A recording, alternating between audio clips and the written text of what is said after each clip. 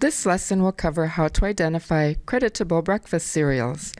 The information is found in Chapter 2 of the CACFP Administrative Manual.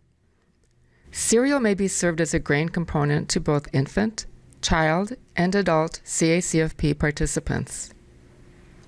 Ready-to-eat breakfast cereals credit only at snacks for infants 6 to 11 months of age. Instant and hot cereals are not creditable for infants. Breakfast cereal for child and adult participants may be ready-to-eat, instant, or hot cooked. To be creditable, breakfast cereals must be whole grain, enriched, or fortified. 100% whole grain cereals will list one or more whole grains as the only grain ingredients on the label. Whole grain-rich cereals will list a whole grain as the first ingredient, with the remaining grain ingredients enriched, or the cereal must be fortified. Bran and germ are allowable ingredients. Cereals may be used to meet the requirement to serve at least one whole grain-rich food per day if they meet the whole grain-rich definition. Whole grain-rich requirements will be covered in a separate lesson. Enriched cereals will list enriched grain as the first ingredient.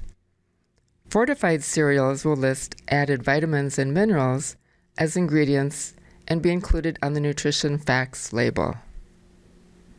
A recommendation is to serve breakfast cereal at least one time per week because it is usually fortified and therefore a good source of nutrients.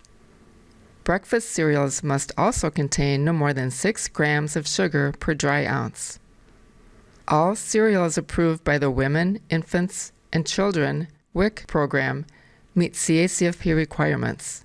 Many other cereals are creditable too.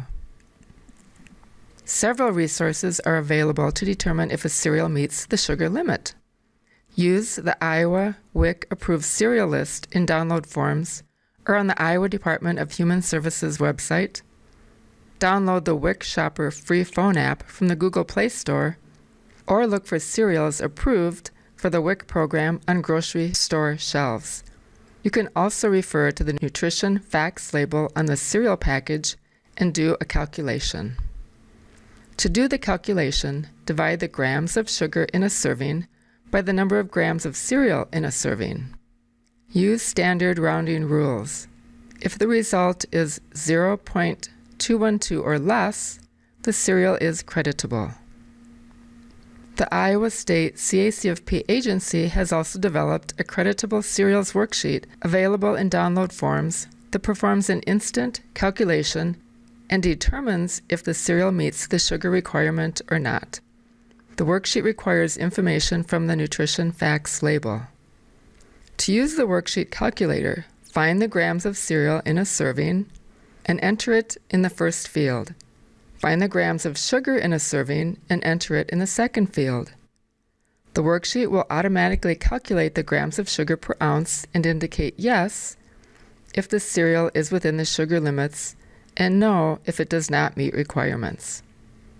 Last, a chart listed in both the manual and on the worksheet includes the maximum grams of sugar allowable for different serving sizes.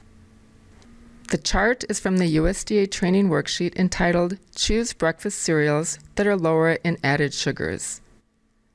The USDA training worksheet includes a place to record cereals you identify as creditable.